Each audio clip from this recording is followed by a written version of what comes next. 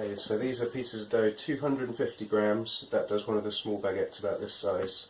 So you're just going to stretch it, pat it down a little bit, so it's like a sideways surfboard.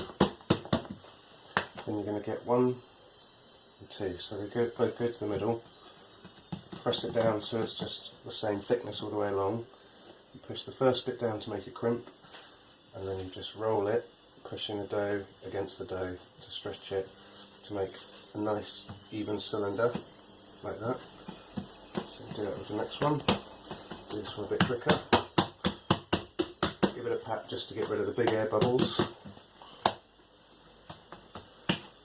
And make it level, same thickness. Crimp, and then follow the line with your thumbs pushing it and tucking it in. So they're going to wait there for 20 minutes. And for the rolls, find the smoothest edge, and that goes down on a bit of flour. And just push the corners into the middle.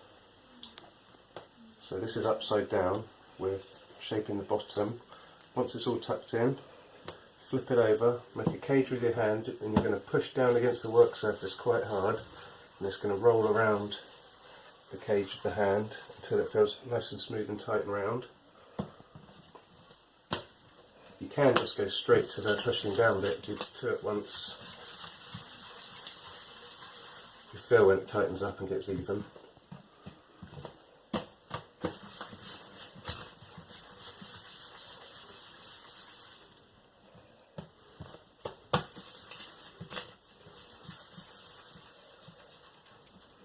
That's it, so these will all get 20 minutes to rest, and then we'll do the final shape.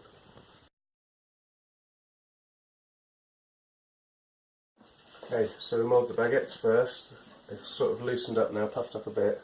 So we're going to flip them over so you can see the seam where we folded it. And we're just going to flatten it out to an even thickness. Keep a bit of flour on the bench so it doesn't stick. That's kind of even. And we're going to do like before, where we just fold one edge down.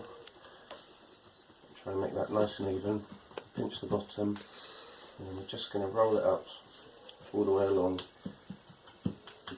Pinch down that seam so you've got a good solid seam, and keep an eye on that because you need to make sure that seam is all in one place. And just very gently, working from the middle to the end, give it a bit longer. So my seam is still there, so that needs to be on the bottom. Straight into a little lightly oiled baguette tray. I'll show you the other one in full speed.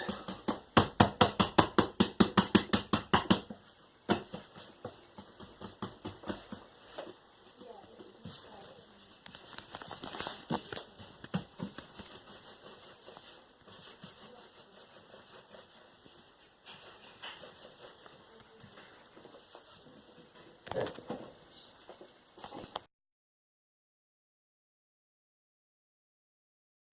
Okay, for the rolls, you don't want too much flour on the table because you need it to grip to the table when you mould it. So get a bit of flour on the top so it doesn't stick to your hands.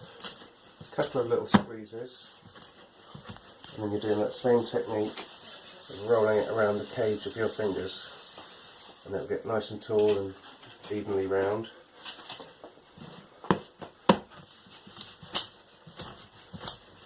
So just give it a squeeze to pop any really big air bubbles, and smooth it up like that. And give them a fair bit of space on the tray because they're going to get a lot bigger. You can put them close together and they'll all bake into one 6-pack. But if you want them crusty, you want a gap between them ideally.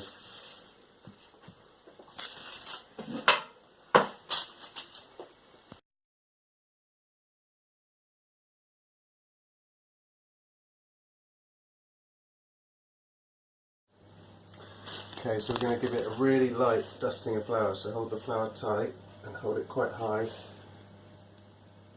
Basically, if you're going to cut the loaf, it's good to have a bit of flour on there so the knife doesn't stick to the tacky dough, it just dries the surface. So what we're going to do, we're going to have the knife at about 45 degrees, and we're going to do the longest cuts we can, pretty much straight down. So about maybe 4 or 5 on there.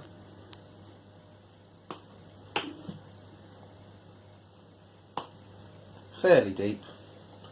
I don't know, about half a centimetre thick, deep I'd say. And then, I'm not going to flour the rolls because I want them crusty. I've got a water sprayer, so as soon as they go in the oven I'm going to attack them with that to make it steamy, which will help it get crusty.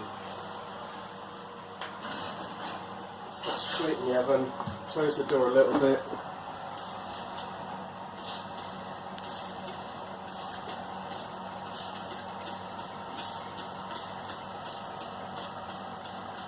Plenty of water, shut it up. That's it,